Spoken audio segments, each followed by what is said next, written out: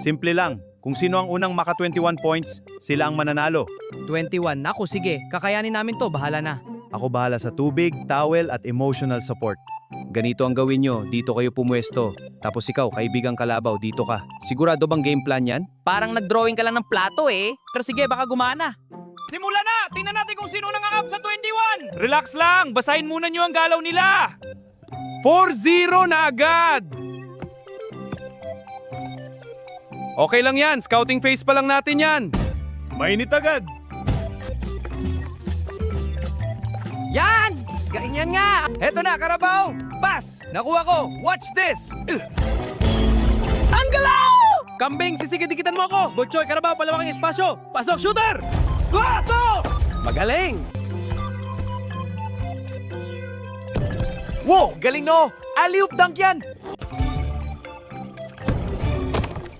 Hindi na maulit yan.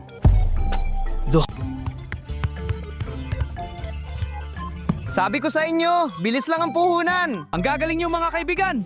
Dunk! Layup! Dunk! At ikaw, kaibigang palaka, grabe yung dunk mo kanina ah! Kaso nga lang, medyo lamang pa rin sila. Ito ang score, tambak pa rin tayo, kaibigang Carabao. Sige, game ulit! Sa amin ang bola. Hindi ka makakulusot.